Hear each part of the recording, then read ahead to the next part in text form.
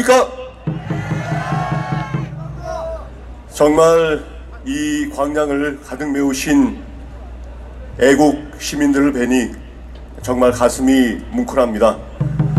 오늘 122차 집회라고 하는데 지금 광화문에서 집회가 또 있습니다. 세 번째 집회라고 합니다.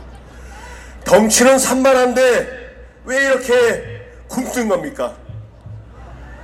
덩치는 산만한데 왜 제대로 할 역할을 제대로 못하고 있는 걸까요? 저는 첫 단추가 좀 잘못 채워졌기 때문이라고 생각합니다. 아니, 우리 보수가 펑 망했는데 그러면 도대체 왜 망했는지 그 원인을 정확하게 따져보고 그때 어떤 일이 있었는지, 그리고 무엇이 잘못된 것은 잘못된 것대로 바로 잡고 책임질 사람들은 책임을 좀 져야 되는데 그런 것 하나 없이 그냥 스물쩡 좋은 게 좋은 거다 이러다 보니까 제대로 자기 역할을 못하고 있는 것이 현실 아니겠습니까? 저는 지금 이 자리에 함께 하시는 그 홍문종 의원님과 우리 자유한국당이 제대로 뭘 좀 하려면 제발 대통령 탄핵 배수부터 제대로 좀 정리를 해야 된다. 그래서 잘못된 것이 있다면 바로 잡고, 그리고 책임질 놈들은 반드시 책임을 져야지만 새 출발이 가능하다고 외쳐오고 있습니다. 아직까지 2년 반이 지났는데도 아무런 반응도 없습니다. 참 이래가지고 제대로 할 수 있을런지 걱정되긴 하지만 이제 한 번, 두 번, 세 번 자기들도 좀 나와서 우리 시민들의 생생한 목소리를 듣다 보면 좀 생각이 달라질 수 있을지 모르겠습니다. 우리 이 자리에 함께 하시는 애국 시민들이 그 선도적인 역할을 해주시기를 부탁드립니다. 요즘 여러분도 막장 드라마 많이 보시죠? 저는 사실 막장 드라마 싫어합니다. 왜냐하면 사람이 사람돌이 안 하고 사는 그런 게 뭘 재밌다고 보나 싶습니다. 하지만 사실 이 현실 정치에서 더 막장 드라마보다 못한 막장 같은 짓거리가 벌어지고 있기 때문에 막장 드라마가 계속 인기인 모양입니다. 여러분도 잘 아시는 막장 드라마 간략하게 한번 소개해 드리겠습니다. 집안이 정말 어려움에 빠졌습니다.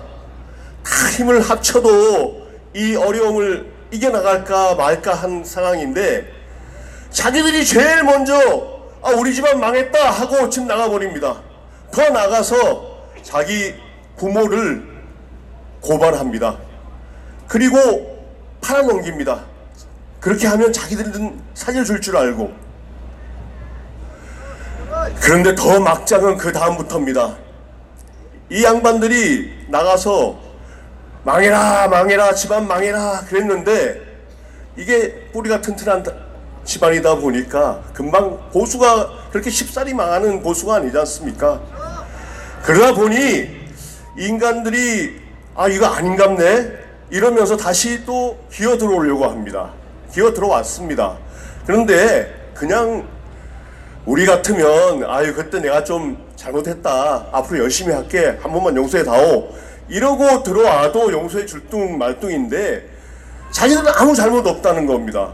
더 나가서 우리 부모가 그 잘못을 했기 때문에 호적을 파버리라고 합니다. 당적을 파버리라고 합니다.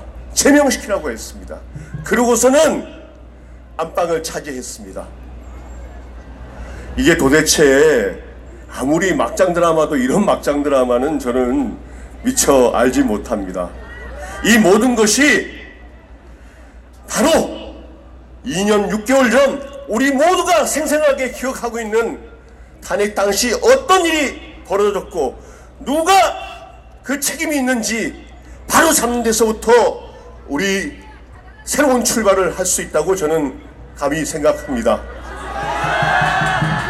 여러분도 잘 아시는 공자가 논어에서 당신 정치 맡기면 뭐부터 하고 싶냐 하려냐 이렇게 물으니 그 대답이 뭐였습니까?